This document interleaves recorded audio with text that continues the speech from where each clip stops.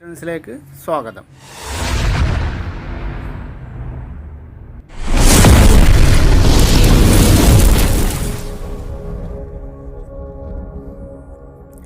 അയിരുകളും ധാതുക്കളും എന്നുള്ള മൊഡ്യൂളിൽ നമുക്ക് പറഞ്ഞ ഓരോ ചാപ്റ്ററാണ് പഠിക്കാനുള്ളത്. ആ ചാപ്റ്റർ നമ്മൾ 2 പാർട്ടായിട്ടാണ് ചെയ്യുന്നത്. ഇതിൻ്റെ ആദ്യ പാർട്ട് നമ്മൾ കഴിഞ്ഞ വീഡിയോ ചെയ്തു. കാണാത്തവർ ആ വീഡിയോ കാണുക. 10ാം ക്ലാസ് കെമിസ്ട്രിയിലെ 4ാം അധ്യായമായ ലോഹനിർമ്മാണം എന്നുള്ള ചാപ്റ്ററാണ് നമ്മൾ ചർച്ച ചെയ്തത്. അപ്പോൾ ആദ്യത്തെ പാർട്ട് കണ്ടതിന് ശേഷം മാത്രം ഈ പാർട്ടിലേക്ക് വരിക. അപ്പോഴേ നിങ്ങൾക്ക് കണക്ഷൻ കിട്ടുള്ളൂ. എൻ്റെ വീഡിയോ നിങ്ങൾക്ക് ഉപകാരപ്പെട്ടാൽ മാത്രം എൻ്റെ ചാനലൊന്ന് സബ്സ്ക്രൈബ് ചെയ്യുക. നിങ്ങൾക്ക് ഉപകാരപ്പെട്ടതുപോലെ മറ്റുള്ളവർക്ക് ഉപകാരപ്പെടുമെന്ന ബോധ്യമുണ്ടെങ്കിൽ ഷെയർ ചെയ്ത് മറ്റുള്ളവരിലേക്ക് എത്തിക്കുക. നമ്മളിപ്പോൾ പുതിയ വാട്സപ്പ് കമ്മ്യൂണിറ്റി ചാനൽ തുടങ്ങിയിട്ടുണ്ട്. അതിൻ്റെ ലിങ്ക് നമ്മുടെ ബയോയിൽ ഞാൻ ഇട്ടിട്ടുണ്ട്. അപ്പോൾ താല്പര്യമുള്ളവർ ജോയിൻ ചെയ്യുക. നമ്മളിപ്പോൾ തുടങ്ങിയിട്ടുള്ളൂ, അതുകൊണ്ട് ഫോളോവേഴ്സൊക്കെ കുറവായിരിക്കും.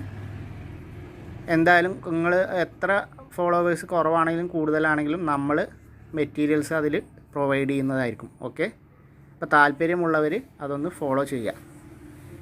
അപ്പോൾ നമുക്ക് നേരെ വീഡിയോയിലേക്ക് പോകാം. കഴിഞ്ഞ വീഡിയോയിൽ നമ്മൾ പറഞ്ഞപ്പോൾ ഇടയിൽ വിട്ടുപോയൊരു പോയിൻ്റ് ഉണ്ട്. അത് പ്രീവിയസ് ക്വസ്റ്റ്യൻ ആയിരുന്നു.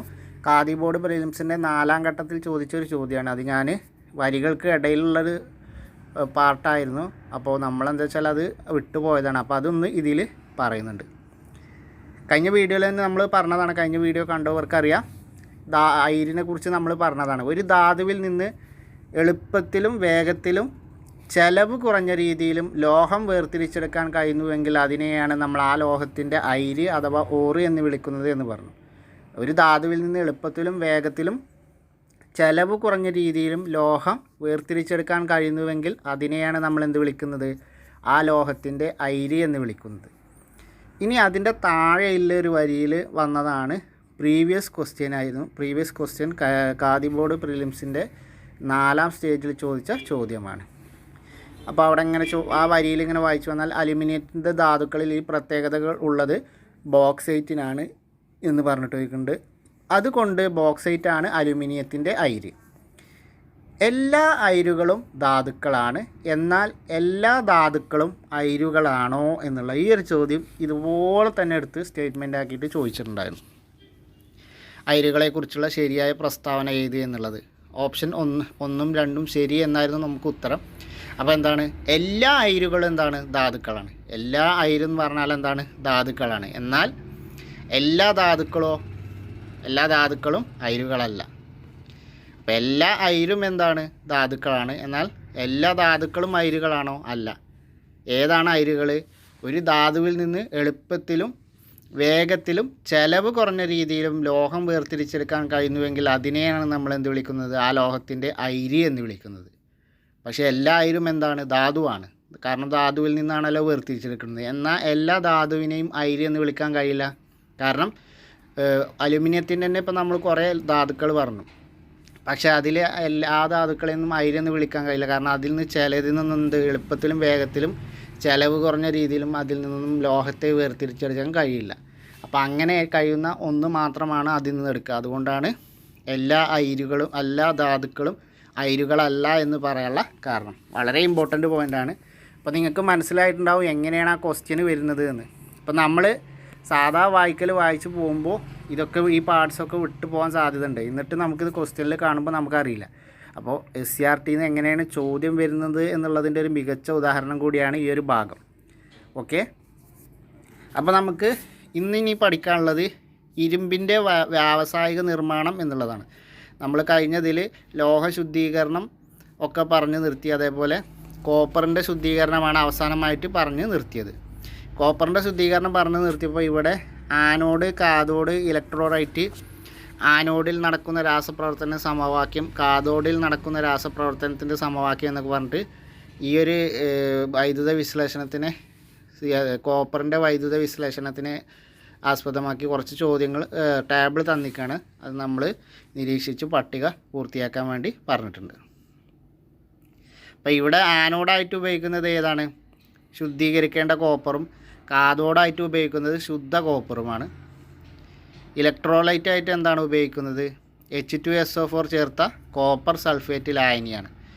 ഇനി ഇവിടെ നടക്കുന്ന രാസപ്രവർത്തനങ്ങൾ എന്തൊക്കെയെന്നുള്ളതാണ് അത് ശരിക്കും ഈ ലാബിൽ ടെസ്റ്റ് ചെയ്തിട്ട് അത് കുട്ടികൾക്ക് പഠിക്കുന്നതിന് വേണ്ടി ലാബിൽ ടെസ്റ്റ് ചെയ്തുകൊണ്ട് അത് നിരീക്ഷിച്ച് പട്ടിക പൂർത്തിയാക്കാനുള്ളതാണ്. അപ്പോൾ നമുക്കിനി നമ്മുടെ പാർട്ടിലേക്ക് പോകാം, ഇരുമ്പിൻ്റെ വ്യാവസായിക നിർമ്മാണം എന്നുള്ള ഈ ഒരു പാർട്ടിലേക്ക്. അയണിൻ്റെ ധാതുക്കളാണ് ഹേമറ്റൈറ്റ്, മാഗ്നൈറ്റ്, അയൺ പൈറേറ്റ്സ് എന്നിവ. അപ്പോൾ അയണിൻ്റെ ധാതുക്കൾ ഏതൊക്കെയാണ്? ഹേമറ്റൈറ്റ്, മാഗ്നൈറ്റ് അതുപോലെ അയൺ പൈറേറ്റ്സ്. അയണിൻ്റെ ധാതുക്കൾ ഹേമറ്റൈറ്റ്, മാഗ്നൈറ്റ്, അയൺ പൈറേറ്റ്സ്. കോപ്പറിൻ്റെ ധാതുക്കളാണ് ഇത് കോപ്പർ പൈറേറ്റ്സും പിന്നെ ഇതാണ് കുപ്രോട്ടും. കോപ്പർ പൈറേറ്റ്സും കുപ്രൈറ്റും ഏതാണ്? കോപ്പറിൻ്റെ ധാതുക്കളാണ്. അത് നമ്മൾ കഴിഞ്ഞ വീഡിയോയിൽ പഠിച്ചതാണ്. നമ്മൾ ആ പൈറേറ്റ്സ് ഓഫ് കരീബിയൻ്റെ ഇതൊക്കെ വെച്ചൊരു കോഡൊക്കെ ഞാനതിൽ പറഞ്ഞു തന്നിട്ടുണ്ടായിരുന്നു. അപ്പോൾ അയണിൻ്റെ ധാതുക്കൾ ഹേമറ്റൈറ്റ്, മാഗ്നൈറ്റ്, അയൺ പൈറേറ്റ്സ് എന്ന് പറഞ്ഞു. ഇനി ഇതിൽ പ്രധാനപ്പെട്ടതാണ് വിഡ്ഢികളുടെ സ്വർണം എന്നറിയപ്പെടുന്ന അയണിൻ്റെ ധാതു ഏതാണ്? വിഡ്ഢികളുടെ സ്വർണം എന്നറിയപ്പെടുന്ന അയണിൻ്റെ ധാതുവാണ് അയൺ പൈറേറ്റ്സ്. അപ്പോൾ അയൺ പൈറേറ്റ്സ് ആണ് വിഡ്ഢികളുടെ സ്വർണം എന്നറിയപ്പെടുന്ന അയണിൻ്റെ ധാതു. അയണിൻ്റെ ധാതുക്കളാണ് ഹേമറ്റൈറ്റ്, മാഗ്നൈറ്റ്, അയൺ പൈറേറ്റ്സ്. ഇനി വിഡ്ഢികളുടെ സ്വർണം എന്നറിയപ്പെടുന്ന ധാതു ഏതാണ്? അയണിൻ്റെ ധാതു ഏതാണ്? അയൺ പൈറേറ്റ്സ് ആണ്. അയണിൻ്റെ ധാതുവായ അയൺ പൈറേറ്റ്സ് ആണ് വിഡ്ഢികളുടെ സ്വർണം എന്നറിയപ്പെടുന്നത്. അങ്ങനെ അറിയപ്പെടാനുള്ള കാരണം എന്താണ്? അതിൻ്റെ മഞ്ഞ കലർന്ന ബ്രാസിൻ്റെ നിറമാണ്.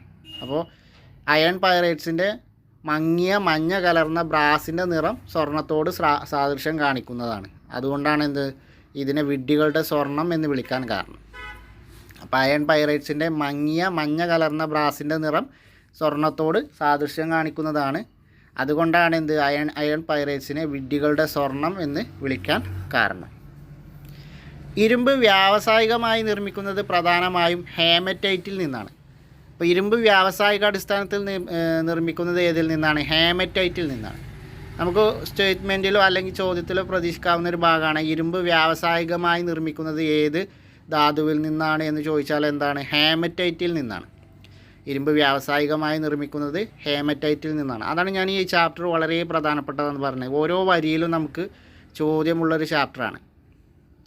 പ്രത്യേകിച്ചൊന്നും സ്കിപ്പ് ചെയ്യാനില്ലാത്ത ഒരു ചാപ്റ്ററാണ്. ഇതിൽ നിന്നും സാന്ദ്രത കുറഞ്ഞ അപദ്രവ്യങ്ങളെ ജലപ്രവാഹത്തിൽ കഴുകി മാറ്റുന്നു. കാന്തിക വിഭജനത്തിലൂടെ മാലിന്യങ്ങൾ നീക്കം ചെയ്യാം. അപ്പോൾ നമ്മളിനി ഇരുമ്പിൻ്റെ പ്രോസസ്സിങ്ങിനെ കുറിച്ച് പറയുന്നത്, ഇരുമ്പിൻ്റെ നിർമ്മാണത്തെക്കുറിച്ചാണ് പറയുന്നത്. അപ്പോൾ ഇരുമ്പ് വ്യാവസായികമായി നിർമ്മിക്കുന്നത് ഏത് ധാതുവിൽ നിന്നാണെന്ന് ചോദിച്ചാൽ ഹേമറ്റൈറ്റിൽ നിന്നാണ് ഇരുമ്പ് വ്യാവസായികമായി നിർമ്മിക്കുന്നത്. അപ്പോൾ ഹേമറ്റൈറ്റിൽ നിന്ന് എന്ത് ചെയ്യും? സാന്ദ്രത കുറഞ്ഞ അപദ്രവ്യങ്ങളെ ജലപ്രവാഹത്തിൽ കഴുകി മാറ്റും. കാന്തിക വിഭജനത്തിലൂടെ എന്ത് ചെയ്യും? ആ മാലിന്യങ്ങളെ നീക്കം ചെയ്യും. തുടർന്ന് ലഭിക്കുന്ന അയിരിനെ എന്ത് ചെയ്യും? റോസ്റ്റിങ്ങിന് വിധേയമാക്കും. ഈ റോസ്റ്റിങ്ങും കാന്തിക വിഭജനം ഒക്കെ നമ്മൾ മുകളിൽ കഴിഞ്ഞ വീഡിയോയിൽ പറഞ്ഞു പോയതാണ് ഈ ചാപ്റ്ററിൽ തന്നെ. അപ്പോൾ കാണാൻ പറഞ്ഞത് ആ വീഡിയോ കണ്ട ശേഷം മാത്രം ഇത് കാണുക, അപ്പോഴേ നിങ്ങൾക്ക് ആ ഒരു കണക്ഷൻ കിട്ടുള്ളൂ. അപ്പോൾ തുടർന്ന് അയിരിനെ എന്ത് ചെയ്യും? റോസ്റ്റിങ്ങിന് വിധേയമാക്കും. അപ്പോൾ അയിരിൽ അടങ്ങിയിരിക്കുന്ന മാലിന്യങ്ങളായ സൾഫർ, ആഴ്സനിക്, ഫോസ്ഫറസ് തുടങ്ങിയ മാലിന്യങ്ങൾ എന്ത് ചെയ്യും? അവയുടെ ഓക്സൈഡുകളായിട്ട് വാതക രൂപത്തിൽ നീക്കം ചെയ്യുന്നു. അപ്പോൾ റോസ്റ്റിങ്ങിന് വിധേയമാക്കുമ്പോൾ അയിരിൽ അടങ്ങിയിട്ടുള്ള മാലിന്യങ്ങളായ ഏതൊക്കെ? സൾഫർ, ആഴ്സനിക്, ഫോസ്ഫറസ് തുടങ്ങിയ മാലിന്യങ്ങളെ അവയുടെ ഓക്സൈഡുകളായി എന്ത് ചെയ്യും? വാതക രൂപത്തിൽ നീക്കം ചെയ്യും. ഇതോടൊപ്പം ജലാംശവും നീക്കം ചെയ്യപ്പെടുന്നു. അങ്ങനെ ജലാംശവും ഇതോടൊപ്പം തന്നെ നീക്കം ചെയ്യും റോസ്റ്റിങ്ങിൽ. എന്നാൽ അയിരിൽ കാണപ്പെടുന്ന ഗ്യാങ്ങായ സിലിക്കൺ ഡൈ ഓക്സൈഡ് നീക്കം ചെയ്യപ്പെടുന്നില്ല. അപ്പോൾ സിലിക്ക അഥവാ സിലിക്കൺ ഡൈ ഓക്സൈഡ്, അപ്പോൾ അയിരിൽ കാണപ്പെടുന്ന ഗ്യാങ്ങായ സിലിക്കൺ ഡൈ ഓക്സൈഡ് എന്ത് ചെയ്യും? സിലിക്ക നീക്കം ചെയ്യപ്പെടുന്നില്ല.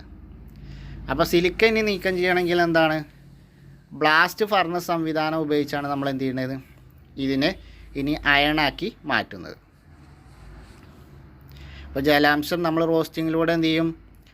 അടങ്ങിയിരിക്കുന്ന അപ്പോൾ ഈ ഹേമറ്റൈറ്റിൽ അടങ്ങിയിരിക്കുന്ന മാലിന്യങ്ങളായ സൾഫർ, ആഴ്സനിക്, ഫോസ്ഫറസ് തുടങ്ങിയ മാലിന്യങ്ങൾ എന്ത് ചെയ്യും? നമ്മൾ റോസ്റ്റിങ്ങിലൂടെ ഓക്സൈഡുകളാക്കി വാതക രൂപത്തിൽ നീക്കം ചെയ്യും. കൂട്ടത്തിൽ ജലാംശവും നീക്കം ചെയ്യും. എന്നാൽ എന്താണ്? അയിരിൽ അടങ്ങിയിട്ടുള്ള ഗ്യാങ്ങായ സിലിക്കൺ ഡൈ ഓക്സൈഡ് അഥവാ സിലിക്ക നീക്കം ചെയ്യപ്പെടുന്നില്ല.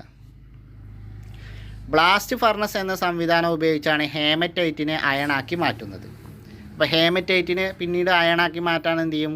ബ്ലാസ്റ്റ് ഫർണസ് എന്ന സംവിധാനമാണ് ഉപയോഗിക്കുന്നത്. ഈ ഫർണസിൻ്റെ അടിവശത്ത് കൂടി ഉയർന്ന താപനിലയിലുള്ള ശക്തമായ വായുപ്രവാഹം കടത്തിവിടും. അപ്പോൾ ബ്ലാസ്റ്റ് ഫർണസ് രീതിയിൽ എന്താ ചെയ്യുക? അതിൻ്റെ അടിവശത്ത് കൂടി ഉയർന്ന താപനിലയിലുള്ള ശക്തമായ വായുപ്രവാഹം കടത്തിവിടും. അതുകൊണ്ടാണ് ഇതിനെ ബ്ലാസ്റ്റ് ഫർണസ് എന്ന് പറയാൻ കാരണം. ഫർണസിൻ്റെ മുകൾ വശത്തുള്ള പ്രത്യേക ക്രമീകരണത്തിലൂടെ ഹേമറ്റൈറ്റ്, ചുണ്ണാമ്പ് കല്ല്, കോക്ക് എന്നിവ നിക്ഷേപിക്കും. ഫർണസിൻ്റെ മുകൾ വശത്തുള്ള പ്രത്യേക ക്രമീകരണത്തിലൂടെ ഹേമറ്റൈറ്റ്, ചുണ്ണാമ്പ് കല്ല്, കോക്ക് എന്നിവ നിക്ഷേപിക്കും. അപ്പോൾ മുകളിലൂടെ അടിയിലൂടെ ശക്തമായ ഉയർന്ന താപനിലയിലുള്ള ശക്തമായ വായു കടത്തിവിടും. എന്നിട്ട് ഫർണസിൻ്റെ മുകൾ വശത്തുള്ള പ്രത്യേക ക്രമീകരണത്തിലൂടെ ഹേമറ്റൈറ്റും ചുണ്ണാമ്പ് കല്ലും കോക്കും നിക്ഷേപിക്കും. അപ്പോൾ നടക്കുന്ന വിവിധ രാസപ്രവർത്തനങ്ങളാണ് ഇവിടെ കാണിച്ചിട്ടുള്ളത്. കാർബണും ഓക്സിജനും ചേർന്ന് കാർബൺ ഡൈ ഓക്സൈഡും താപവുമായി മാറും. കാർബൺ ഡൈ ഓക്സൈഡും കാർബണും താപവും ചേർന്നിട്ട് രണ്ട് കാർബൺ മോണോക്സൈഡ് ഉണ്ടാവും. ഈ കാർബൺ മോണോക്സൈഡാണ് പ്രധാനമായും ഹേമറ്റൈറ്റിനെ നിരോക്സീകരിച്ച് അയണാക്കി മാറ്റുന്നത്. അപ്പോൾ ഇങ്ങനെ ഉണ്ടാകുന്ന കാർബൺ മോണോക്സൈഡ് ഹേമറ്റൈറ്റിനെ നിരോക്സീകരണം ചെയ്തുകൊണ്ട് അയണാക്കി മാറ്റും. ഫർണസിലെ ഉയർന്ന താപനിലയിൽ കാൽസ്യം കാർബണേറ്റ് വിഘടിച്ച് കാൽസ്യം ഓക്സൈഡും കാർബൺ ഡൈ ഓക്സൈഡും ഉണ്ടാകുന്നു. ഫർണസിലെ ഉയർന്ന താപനില നമ്മൾ അടിവശത്ത് കൂടി ഉയർന്ന താപനിലയെ കടത്തിവിടുമെന്ന് പറഞ്ഞു. അപ്പോൾ ഈ ഉയർന്ന താപനിലയിൽ കാൽസ്യം കാർബണേറ്റ് വിഘടിച്ച് കാൽസ്യം ഓക്സൈഡും കാർബൺ ഡൈ ഓക്സൈഡും ഉണ്ടാകും. CaCO3 വിഘടിച്ച് CaOയും CO2ഉം ഉണ്ടാകും. കാൽസ്യം ഓക്സൈഡും കാർബൺ ഡൈ ഓക്സൈഡും ഉണ്ടാകും. ഈ കാൽസ്യം ഓക്സൈഡിനെ നമ്മൾ ഫ്ലക്സ് എന്ന് പറയും. അത് അയിരിലെ ഗ്യാങ്ങുമായി പ്രവർത്തിച്ച് നമ്മൾ പറഞ്ഞു സിലിക്ക അഥവാ സിലിക്കൺ ഡയോക്സൈഡ് എന്ന് പറഞ്ഞു സിലിക്കയുമായി പ്രവർത്തിച്ച് എളുപ്പത്തിൽ ഉരുകുന്ന കാൽസ്യം സിലിക്കേറ്റ് അഥവാ സ്ലാഗ് ആയി മാറുന്നു. അപ്പോൾ ഈ കാൽസ്യം ഓക്സൈഡ് ഉണ്ടാവും എന്ന് പറഞ്ഞാൽ ഈ കാൽസ്യം ഓക്സൈഡ് എന്താവും? അയിരിലെ സിലിക്ക അഥവാ സിലിക്കൺ ഡയോക്സൈഡുമായി ഈ സിലിക്കയെ പറയുന്നത് കാൽസ്യം ഓക്സൈഡിനെ പറയുന്ന പേരാണ് ഫ്ലക്സ്. അപ്പോൾ അയിരിലെ സിലിക്കയെ നമ്മൾ പറഞ്ഞു ഗ്യാങ് എന്ന് പറഞ്ഞു. അയിരിൽ അടങ്ങിയ ഗ്യാങ് എന്ന് പറഞ്ഞു. അപദ്രവ്യത്വങ്ങളാണ് ഗ്യാങ് എന്ന് പറയുന്നത്. അപ്പോൾ ഈ ഗ്യാങ് അഥവാ ഇതിൽ ഗ്യാങ് ഏതാണ്?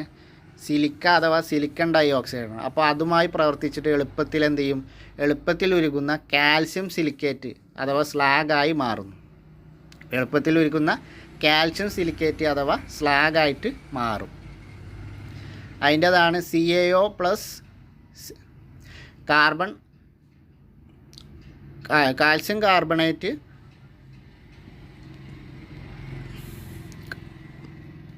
കാൽസ്യം ഓക്സൈഡ്, അതുപോലെ സിലിക്കൺ ഡയോക്സൈഡും കാൽസ്യം ഓക്സൈഡും അത് രണ്ടും ചേർന്നിട്ട് കാൽസ്യം സിലിക്കേറ്റ് CaSiO3 ആയി മാറും. അപ്പോൾ ഫ്ലക്സ് എന്ന് പറയുന്നത് കാൽസ്യം ഓക്സൈഡും ഗ്യാങ് എന്ന് പറയുന്നത് സിലിക്ക അഥവാ സിലിക്കൺ ഡയോക്സൈഡുമാണ്. അത് രണ്ടും ചേർന്നിട്ട് സ്ലാഗായ കാൽസ്യം സിലിക്കേറ്റ് ഉണ്ടാകും. അപ്പോൾ നമുക്ക് പ്രതീക്ഷിക്കാവുന്ന ഒരു ചോദ്യം കൂടിയാണ് ഇത്. അപ്പോൾ കാൽസ്യം ഓക്സൈഡ് സിലിക്ക അഥവാ SiO2 സിലിക്കൺ ഡയോക്സൈഡുമായി പ്രവർത്തിച്ച് എന്താണ് ഉണ്ടാകുന്നത്? കാൽസ്യം സിലിക്കേറ്റാണ് ഉണ്ടാകുന്നത്. അപ്പോൾ ഫ്ലക്സ് പ്ലസ് ഗ്യാങ് സമം സ്ലാഗ്. അപ്പോൾ അത് നോട്ട് ചെയ്ത് വെക്കുക. അത് നമ്മളെ ഇരുമ്പിൻ്റെ അഥവാ അയണിൻ്റെ സാന്ദ്രീകരണ പ്രക്രിയയിൽ സംഭവിക്കുന്ന കാര്യങ്ങളാണ്. അപ്പോൾ ഈ സൂത്രവാക്യങ്ങളൊക്കെ നോട്ട് ചെയ്ത് വെക്കുക. ഗ്യാങ്ങിന് ആസിഡ് സ്വഭാവമാണെങ്കിൽ ബേസിക് സ്വഭാവമുള്ള ഫ്ലക്സ് ആയിരിക്കണം ഉപയോഗിക്കേണ്ടത്. അപ്പോൾ നീ ഉപയോഗിക്കേണ്ടത് എങ്ങനെയെന്ന് പറയാം. അപ്പോൾ നമ്മൾ ഗ്യാങ്ങിന് ആസിഡ് സ്വഭാവമാണെങ്കിൽ ബേസിക് സ്വഭാവമുള്ള ഫ്ലക്സ് നമ്മൾ ഉപയോഗിക്കണം. ഇനി ഗ്യാങ്ങിന് ബേസിക് സ്വഭാവമാണെങ്കിൽ ആസിഡിൻ്റെ സ്വഭാവമുള്ള ഫ്ലക്സ് ആയിരിക്കണം നമ്മൾ ഉപയോഗിക്കുന്നത്. ബേസിക് എന്ന് പറഞ്ഞാൽ ആൽക്കലി എന്നാണ് അർത്ഥം. അപ്പോൾ ഗ്യാങ്ങിന് ആസിഡ് സ്വഭാവമാണെങ്കിൽ ആൽക്കലി സ്വഭാവമുള്ള ഫ്ലക്സ് നമ്മൾ ഉപയോഗിക്കണം.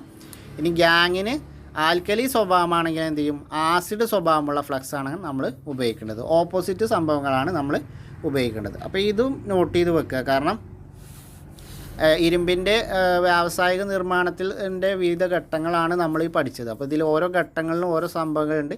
ഇതൊക്കെ വളരെ പ്രധാനപ്പെട്ട പോയിന്റുകളാണ്. അതുകൊണ്ട് തന്നെ എന്ത് ചെയ്യും, നമുക്ക് സ്റ്റേറ്റ്മെൻറ്റിലോ അല്ലെങ്കിൽ OMR ടൈപ്പായിട്ടൊക്കെ നമുക്ക് പ്രതീക്ഷിക്കാവുന്ന ചോദ്യമാണ്. സാന്ദ്രത കുറഞ്ഞ ഉരുകിയ സ്ലാഗ് എന്ത് ചെയ്യും, ഉരുകിയ ഇരുമ്പിന് മീതെ പൊങ്ങി കിടക്കും. ഫർണസിൽ നിന്നും ഉരുകിയ രൂപത്തിൽ സ്ലാഗും അയണും പ്രത്യേകമായി പുറത്തെത്തുകയും ചെയ്യും. അപ്പോൾ സാന്ദ്രത കുറഞ്ഞ സ്ലാഗ് എന്ത് ചെയ്യും, ഉരുകിയ ഇരുമ്പിന് മുകളിൽ എന്ത് ചെയ്യും, പൊങ്ങിക്കിടക്കും. ഫർണസിൽ നിന്ന് ഉരുകിയ രൂപത്തിൽ സ്ലാഗും അയണും ഇങ്ങനെയും പ്രത്യേകമായിട്ട് പുറത്തേക്ക് വരികയും ചെയ്യുന്നു. അപ്പോൾ സാന്ദ്രത കുറഞ്ഞ ഉരുകിയ സ്ലാഗ് ഇരുമ്പിന് മീതെ പൊങ്ങിക്കിടക്കുകയും അതുപോലെ ഫർണസിൽ നിന്ന് ഉരുകിയ രൂപത്തിൽ സ്ലാഗും അയണും പ്രത്യേകമായി പുറത്തേക്ക് വരികയും അല്ലെങ്കിൽ പ്രത്യേകമായി പുറത്തെടുക്കുകയും ചെയ്യുന്നു.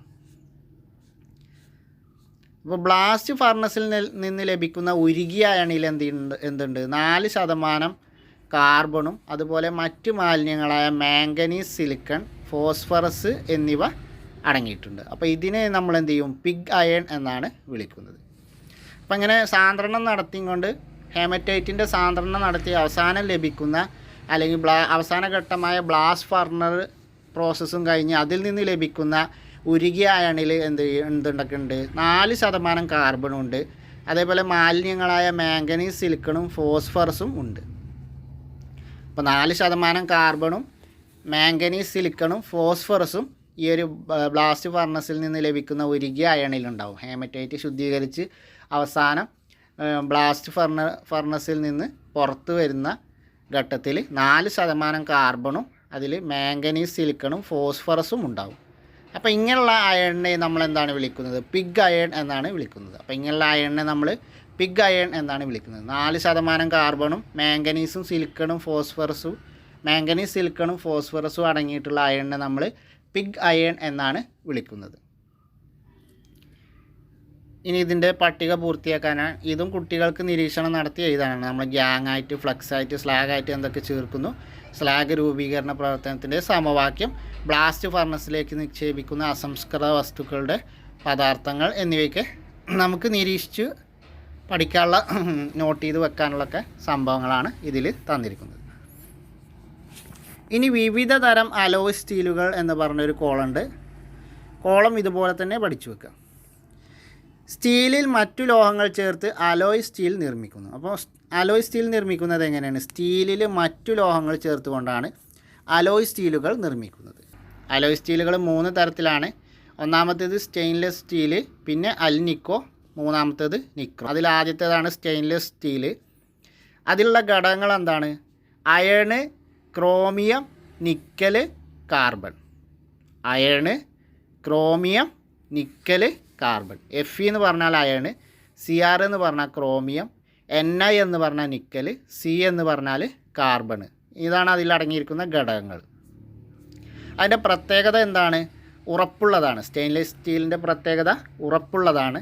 ഇനി സ്റ്റെയിൻലെസ് സ്റ്റീൽ എന്തിനാണ് ഉപയോഗിക്കുന്നത്, പാത്രങ്ങളും വാഹന ഭാഗങ്ങളും നിർമ്മിക്കാൻ. പാത്രങ്ങളും അതുപോലെ വാഹനത്തിൻ്റെ ഭാഗങ്ങളും നിർമ്മിക്കാനാണ് സ്റ്റെയിൻലെസ് സ്റ്റീൽ ഉപയോഗിക്കുന്നത്. പാത്രങ്ങളും വാഹന ഭാഗങ്ങളും നിർമ്മിക്കുന്നതിന് ഉപയോഗിക്കുന്ന സ്റ്റീൽ ഏതാണ്, സ്റ്റെയിൻലെസ് സ്റ്റീലാണ്. അതിൻ്റെ പ്രത്യേകത എന്താണ്, ഉറപ്പുള്ളതാണ്. അതിലടങ്ങിയിരിക്കുന്ന ഘടകങ്ങൾ എന്തൊക്കെയാണ്, അയണ്, ക്രോമിയം, നിക്കൽ, കാർബൺ. അടുത്തതാണ് അൽനിക്കോ. അടുത്ത സ്റ്റീലിൻ്റെ അലോയ് സ്റ്റീലിന് ഉദാഹരണമാണ് അൽനിക്കോ. അതിലടങ്ങിയിരിക്കുന്ന ഘടകങ്ങൾ ഏതാണ്, അയണ്, അലൂമിനിയം, നിക്കൽ, പിന്നെന്താണ് കൊബാൾട്ട്. Fe എന്ന് പറഞ്ഞാൽ അയണ്, Al എന്ന് പറഞ്ഞാൽ അലൂമിനിയം, Ni എന്ന് പറഞ്ഞാൽ നിക്കൽ, CO എന്ന് പറഞ്ഞാൽ എന്താണ്, കൊബാൾട്ട്. ഇതിൻ്റെ പ്രത്യേകത എന്താണ്, കാന്തിക സ്വഭാവമാണ്. അൽനിക്കോ അലോയ് സ്റ്റീലിൻ്റെ പ്രത്യേകത കാന്തിക സ്വഭാവമാണ്. ഇതെന്തിനാണ് ഉപയോഗിക്കുന്നത്, സ്ഥിരകാന്തങ്ങൾ നിർമ്മിക്കുന്നതിനാണ് അൽനിക്കോ അലോയ് സ്റ്റീലുകൾ ഉപയോഗിക്കുന്നത്. സ്ഥിരകാന്തങ്ങൾ നിർമ്മിക്കുന്നതിന് എന്താണ് ഉപയോഗിക്കുന്നത്, അൽനിക്കോ അലോയ് സ്റ്റീലുകൾ ഉപയോഗിക്കുന്നത് എന്തിനാണ്, സ്ഥിരകാന്തങ്ങൾ നിർമ്മിക്കുന്നതിനാണ്. അതിൻ്റെ പ്രത്യേകത കാന്തിക സ്വഭാവമാണ്. അതിലടങ്ങിയിരിക്കുന്ന ഘടകങ്ങളാണ് അയണ്, അലുമിനിയം, നിക്കൽ, കൊബാൾട്ട്. മൂന്നാമത്തെ അലോയ് സ്റ്റീലിൻ്റെ മൂന്നാമത്തെ കാറ്റഗറിയാണ് നിക്രോം.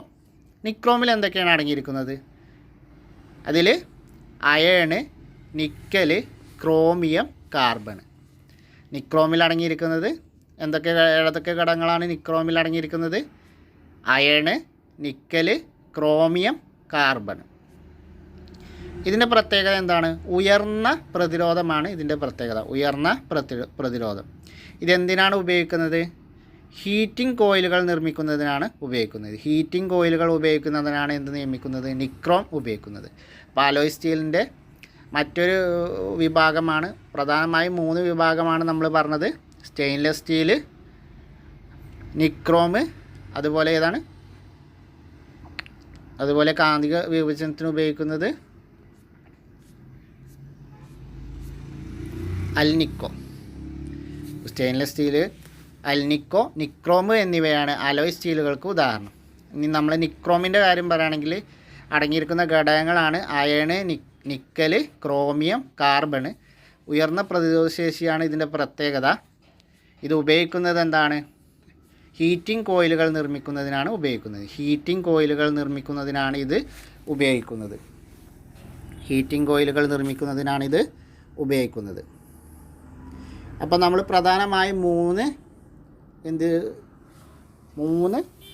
അലുമിനിയത്തിൻ്റെ അലോയ് സ്റ്റീലുകളെ കുറിച്ച് പറഞ്ഞു. 3 വിഭാഗത്തിലുള്ള അലോയ് സ്റ്റീലുകളെ കുറിച്ചാണ് നമ്മൾ പറഞ്ഞത്. അവ എന്തിനൊക്കെ ഉപയോഗിക്കുന്നു എന്നുള്ളത് നിങ്ങൾക്ക് മനസ്സിലായി എന്ന് വിചാരിക്കുന്നു. ഈ കോളം വളരെ പ്രധാനപ്പെട്ടതാണ്. ഓരോ അലുമിനിയം അതിലടങ്ങിയിരിക്കുന്ന ഘടകങ്ങളും പ്രത്യേകതയും അതിൻ്റെ ഉപയോഗങ്ങളുമാണ് നമുക്ക് പഠിക്കാനുള്ളത്. അപ്പോൾ ആദ്യത്തേതാണ് സ്റ്റെയിൻലെസ് സ്റ്റീല്. അതിൽ അയേണ്, ക്രോമിയം, നിക്കൽ, കാർബൺ. അത് ഉറപ്പുള്ളതാണ്. പാത്രങ്ങളും വാഹന ഭാഗങ്ങളും നിർമ്മിക്കുന്നതിന് ഉപയോഗിക്കുന്നു. അൽനിക്കോ ആണെങ്കിൽ അയേണ്, അലുമിനിയം, നിക്കൽ, കൊബാൾട്ട് എന്നിവയാണ് ഇതിൽ അടങ്ങിയിരിക്കുന്ന ഘടകങ്ങൾ. കാന്തിക സ്വഭാവമാണ്. സ്ഥിരകാന്തങ്ങൾ നിർമ്മിക്കുന്നതിനാണ് ഇത് ഉപയോഗിക്കുന്നത്. നിക്രോം ആണെങ്കിൽ അതിലടങ്ങിയിരിക്കുന്ന ഘടകങ്ങൾ സ്റ്റെയിൻലെസ് സ്റ്റീലിലെ അതേ ഘടകങ്ങൾ തന്നെയാണ്. അയേണും നിക്കലും ക്രോമിയവും കാർബണുമാണ്. ഇതിൻ്റെ പ്രത്യേകത എന്ന് പറഞ്ഞാൽ ഉയർന്ന പ്രതിരോധമാണ്. ഹീറ്റിംഗ് കോയിലുകൾ നിർമ്മിക്കുന്നതിന് വേണ്ടിയാണ് ഉപയോഗിക്കുന്നത്. ഇനി നമുക്ക് താഴെ കുറച്ച് ചോദ്യങ്ങളുണ്ട്. ഹീറ്റിംഗ് കോയിലുകൾ നിർമ്മിക്കാൻ ഉപയോഗിക്കുന്ന അലോയ് സ്റ്റീൽ ഏത്? കാരണം എന്താണ്? അപ്പോൾ ഹീറ്റിംഗ് കോയിലുകൾ ഉപയോഗിക്കാൻ നിർമ്മിക്കുന്ന അലോയ് സ്റ്റീൽ ഏതാണ്? നിക്രോമാണ്. അതിൻ്റെ കാരണം എന്താണ്? ഉയർന്ന പ്രതിരോധം ഉള്ളതുകൊണ്ടാണ് നിക്രോം ഉപയോഗിക്കാൻ കാരണം. സ്റ്റെയിൻലെസ് സ്റ്റീല്, നിക്രോം എന്നിവയിലെ ഘടകങ്ങൾ ഒന്ന് തന്നെയാണെങ്കിലും അവയുടെ ഗുണത്തിലെ വ്യത്യാസത്തിന് കാരണം എന്ന് കണ്ടെത്തി രേഖപ്പെടുത്തുക. നമ്മൾ പറഞ്ഞത് ഒരേപോലെ തന്നെയാണ് അതിലെ ഘടകങ്ങൾ, പക്ഷേ എന്താണ് അതിലെ ഗുണത്തിലുള്ള വ്യത്യാസത്തിൻ്റെ കാരണം കണ്ടെത്താനാണ് നമ്മളോട് പറഞ്ഞത്. പിന്നെ സ്ഥിരകാന്തങ്ങൾ നിർമ്മിക്കാൻ ഉപയോഗിക്കുന്ന അലോയ്ഡ് സ്റ്റീൽ ഏതാണ്? അൽനിക്കോ ആണ് സ്ഥിരകാന്തങ്ങൾ ഉപയോഗിക്കാൻ നിർമ്മിക്കുന്ന അലോയ് സ്റ്റീൽ. ഉയർന്ന പ്രതിരോധം ഉള്ളത് കൊണ്ടാണ് എന്ത് നിക്രോമിനെ ഹീറ്റിംഗ് കോയിലുകൾ നിർമ്മാണത്തിന് ഉപയോഗിക്കുന്നത്. അൽനിക്കോ എന്താണ്? സ്ഥിരകാന്തങ്ങൾ നിർമ്മിക്കാൻ ഉപയോഗിക്കുന്ന അലോയ് സ്റ്റീലാണ് അൽനിക്കോ. ഘടകമൂലകങ്ങൾ വ്യത്യാസപ്പെടുത്തിയും അവയുടെ അനുപാതം വ്യത്യാസപ്പെടുത്തിയും വിവിധ തരം ലോഹസങ്കരങ്ങൾ നിർമ്മിക്കാം. നമ്മളിപ്പോൾ പറഞ്ഞതുപോലെ തന്നെ അലോയ് സ്റ്റീലിലും അതുപോലെ നിക്രോമിലും ഒരേ ഘടകങ്ങളാണെങ്കിലും അത് രണ്ട് ആവശ്യത്തിനാണ് ഉപയോഗിക്കുന്നത്. അതെങ്ങനെയാണ്? അപ്പോൾ അതിൽ ഘടകമൂലങ്ങളിൽ വ്യത്യാസം വരുത്തിയിട്ടും അതേപോലെ അവയുടെ അനുപാതത്തിൽ വ്യത്യാസം വരുത്തിക്കൊണ്ടാണത് ഒരേ ഘടകങ്ങൾ തന്നെ നമുക്ക് 2 ഉപയോഗത്തിലേക്ക് മാറ്റുന്നത്. ഘടകമൂലങ്ങൾ വ്യത്യാസപ്പെടുത്തിയും അവയുടെ അനുപാതം വ്യത്യാസപ്പെടുത്തിയും നമുക്ക് വിവിധ ലോഹസങ്കരങ്ങൾ നിർമ്മിക്കാം എന്നാണ് നമ്മൾ ഈ ഒരു ടേബിളിൽ നിന്ന് മനസ്സിലാക്കുന്ന കാര്യം.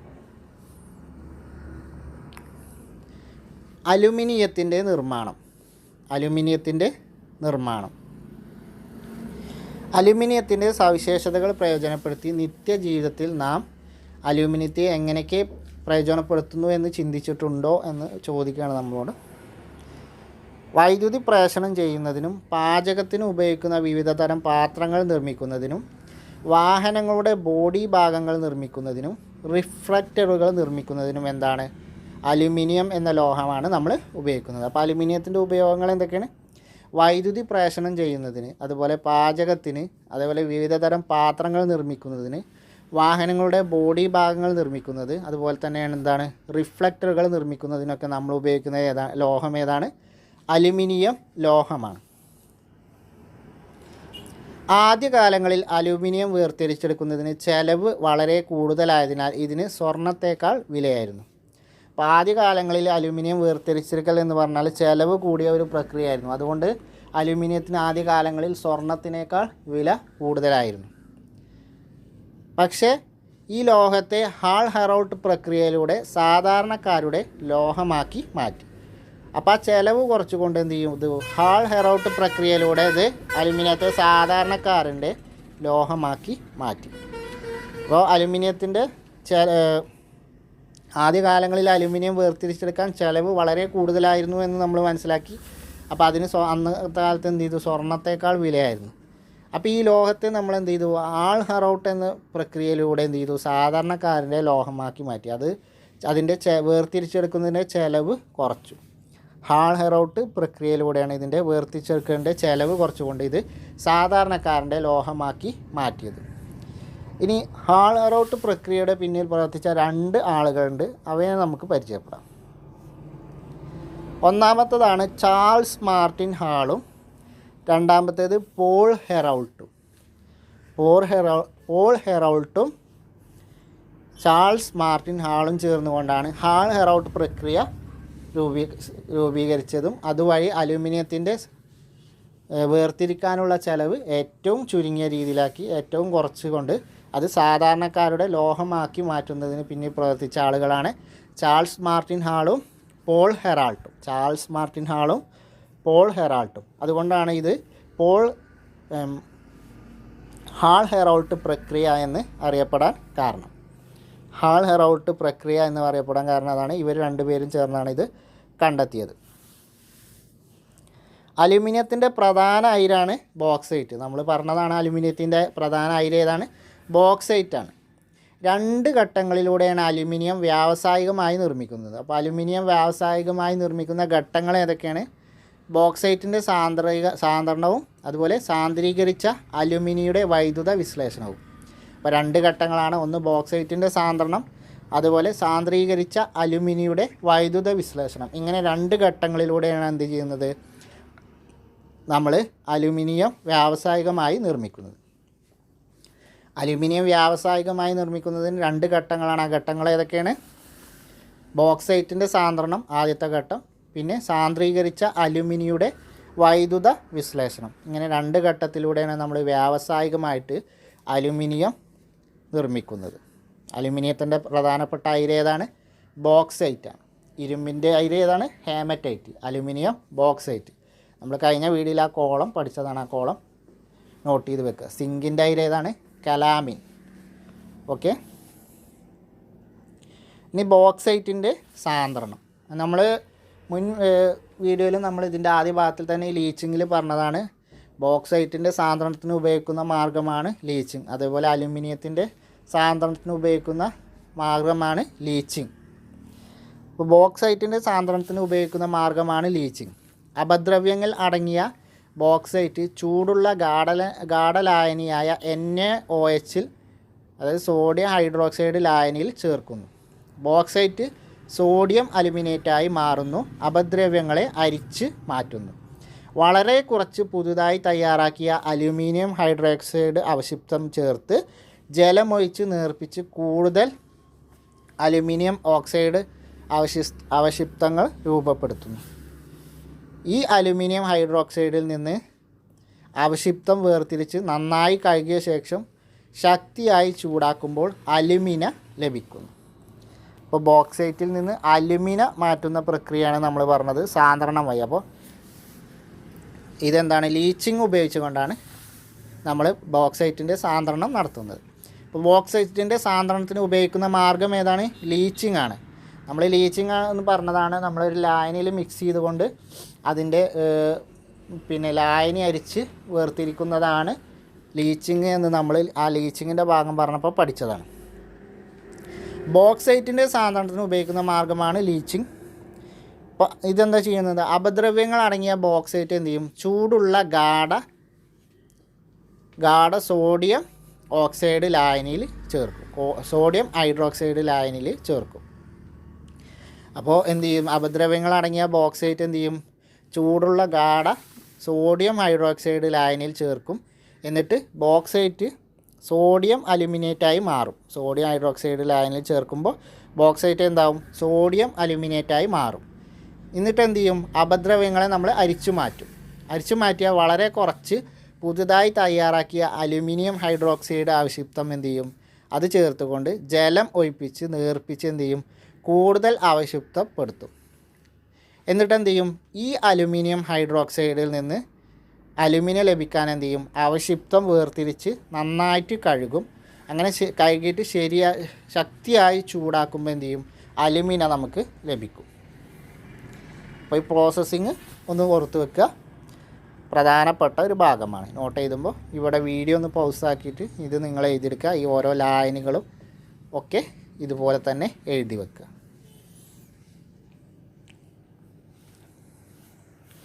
അതിൻ്റെ ഇവിടെ നമുക്ക് ചാർട്ടാക്കിയിട്ട് നമ്മളോട് ചെയ്യാൻ പറഞ്ഞിരിക്കുകയാണ്. അപ്പോൾ നിങ്ങൾ ആ പാരഗ്രാഫ് നോക്കിയിട്ട് ഇത് ചാർട്ട് പൂരിപ്പിക്കുകയാണെങ്കിൽ നിങ്ങൾക്കത് ഒന്നുകൂടി മനസ്സിലാവും. ഇനി അലുമിനിയയിൽ നിന്ന് അലുമിനിയം വേർതിരിക്കാൻ എന്താ ചെയ്യുക, അതിനാണ് നമ്മൾ എന്ത് ചെയ്യും, വൈദ്യുത വിശ്ലേഷണം നടത്തുന്നത്. അപ്പോൾ അലുമിന കിട്ടി, അതുവരെ എത്തി, സാന്ദ്രണത്തിലൂടെ നമുക്ക് അലുമിന കിട്ടി. ഇനി അലുമിനിയെ നമ്മൾ അലുമിനിയമാക്കാൻ എന്ത് ചെയ്യും, വൈദ്യുത വിശ്ലേഷണമാണ് നടത്തുന്നത്. വൈദ്യുത വിശ്ലേഷണത്തിലൂടെയാണ് അലുമിനിയെ അലുമിനിയമാക്കി മാറ്റുന്നത്. അപ്പോൾ വൈദ്യുത വിശ്ലേഷണം നിയമം ആവിഷ്കരിച്ചത് ആരാണ്, മൈക്കൽ ഫാരഡേ ആണ്. വൈദ്യുതിയുടെ പിതാവ് എന്നറിയപ്പെടുന്നത് ആരാണ്, മൈക്കൽ ഫാരഡേ ആണ്. ഓക്കെ. അപ്പോൾ ഈ വൈദ്യുത വിശ്ലേഷണം എപ്പോൾ കാണുകയാണെങ്കിലും ഞാനൊന്ന് റിമൈൻഡ് ചെയ്യണത് നിങ്ങൾ മറന്നു പോകാതിരിക്കുന്നതിന് വേണ്ടിയിട്ടാണ്.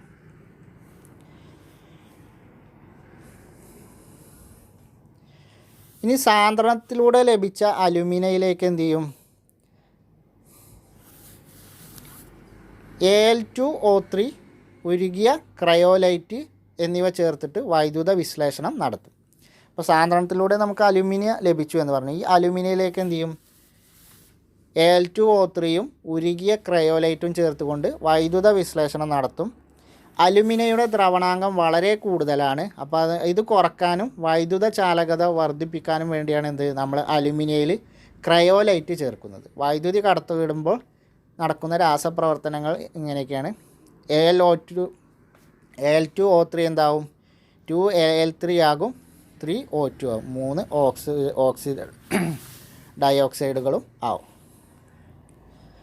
അപ്പോൾ സാന്ദ്രണത്തിലൂടെ ലഭിച്ച അലുമിനിയയിലേക്ക് Al2O3 ചേർത്ത് ഉരുകിയ ക്രയോലൈറ്റും ചേർക്കും. അപ്പോൾ എന്നിട്ടാണ് വൈദ്യുത വിശ്ലേഷണം നടത്തുന്നത്. അപ്പോൾ അലുമിനിയയുടെ ദ്രവണാങ്കം വളരെ കൂടുതലാണ്. അപ്പോൾ ഇത് ദ്രവണാങ്കം കുറക്കാനും വൈദ്യുത ചാലകത വർദ്ധിപ്പിക്കാനും വേണ്ടിയാണ് എന്ത് അലുമിനിയയിൽ ക്രയോലൈറ്റ് ചേർക്കുന്നത്. അപ്പോൾ അലുമിനിയയുടെ ദ്രവണാങ്കം കുറക്കാനും വൈദ്യുത ചാലകത വർദ്ധിപ്പിക്കാനും ചേർക്കുന്നത് എന്താണ്, ക്രയോലൈറ്റാണ്. ക്രയോലൈറ്റ് അഥവാ Na3AlF6 അഥവാ ക്രയോലൈറ്റാണ് എന്ത് അലുമിനിയയുടെ വൈദ്യുത ചാലകത വർദ്ധിപ്പിക്കാനും അതുപോലെ അതിൻ്റെ ദ്രവണാങ്കം കുറക്കാനും വേണ്ടി ചേർക്കുന്നത്. അപ്പോൾ അലുമിനിയയുടെ വൈദ്യുത വിശ്ലേഷണ സമയത്ത് അതിൻ്റെ ദ്രവണാങ്കം കുറക്കാനും വൈദ്യുത ചാലകത കൂട്ടാനും വേണ്ടി വർദ്ധിപ്പിക്കാനും വേണ്ടി ഉപയോഗിക്കുന്നത് ഏതാണ്, ക്രയോലൈറ്റാണ്. ക്രയോലൈറ്റ് ചേർത്തുകൊണ്ടാണ് വൈദ്യുത ചാലകത കൂട്ടി ദ്രവണാങ്കം കുറച്ച് വൈദ്യുത വിശ്ലേഷണത്തിലൂടെ അലുമിനിയമാക്കി മാറ്റുന്നത്. ഇനി നമുക്കിതിൻ്റെ ഫോട്ടോ തന്നിട്ടുണ്ട്. കാർബൺ തണ്ടുകളാണ് നമ്മൾ അലുമിനിയയുടെ വൈദ്യുത വിശ്ലേഷണത്തിൽ കാർബൺ തണ്ടുകളാണ് ആനോഡായിട്ട് ഉപയോഗിക്കുന്നത്. കാഥോഡായിട്ട് ഉപയോഗിക്കുന്നത് കാർബൺ ലൈനിങ് ആണ്. കാർബൺ തണ്ടുകൾ ആനോഡും കാർബൺ ലൈനിങ് കാഥോഡുമായി ഉപയോഗിക്കുന്നു. സ്റ്റീൽ ടാങ്കാണ് എടുക്കുന്നത്. ഉരുകിയ ക്രയോലൈറ്റും അലുമിനിയവും ചേർക്കും. കാർബൺ പൗഡർ മുകളിൽ ചേർക്കും. ഉരുകിയ അലുമിനിയം താഴേക്ക് വരും. അത് പ്ലഗ് എന്നാണ് പറയുന്നത്. അത് താഴേക്ക് അതിൽ ശേഖരിക്കും.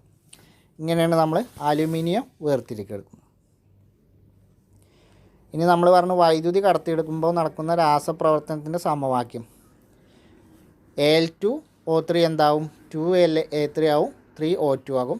പിന്നെ Al3 + 3E എന്താവും? അലുമിനിയായി മാറും. ഇതാണ് രാസപ്രവർത്തനം. അപ്പോൾ ഇത്രയാണ് നമുക്കൊരു ഈ ഒരു ചാപ്റ്ററിൽ ഈ ഒരു മൊഡ്യൂളിൽ പഠിക്കാനുള്ളത്. നമ്മളെ അയിരുകളും ധാതുക്കളും എന്നുള്ള ചാപ്റ്ററിൽ മൊഡ്യൂളിൽ ആകെ ഒരു ചാപ്റ്ററാണ് പഠിക്കാനുള്ളത്. 10ാം ക്ലാസ് കെമിസ്ട്രിയിലെ 4ാമത്തെ അധ്യായമായ ലോഹ നിർമ്മാണം. അപ്പോൾ ഇത് നമ്മൾ 2 പാർട്ടായി ചെയ്യാൻ കാരണം ഇതിൻ്റെ വരികൾക്കിടയിലൂടെയും കുറേ പോയിൻ്റുകൾ ഒതുങ്ങിയിരിക്കുന്നത് കൊണ്ടാണ്, അല്ലെങ്കിൽ ഒളിച്ചിരിക്കുന്നത് കൊണ്ടാണ് നമ്മൾ പതുക്കെ ചെയ്യാമെന്ന് വിചാരിച്ചും കൊണ്ട് 2 പാർട്ടാക്കി ചെയ്തത്. അപ്പോൾ മറ്റൊരു മൊഡ്യൂളുമായി നമുക്ക് നാളെ കാണാം. അതുവരെ എല്ലാവർക്കും താങ്ക് യു.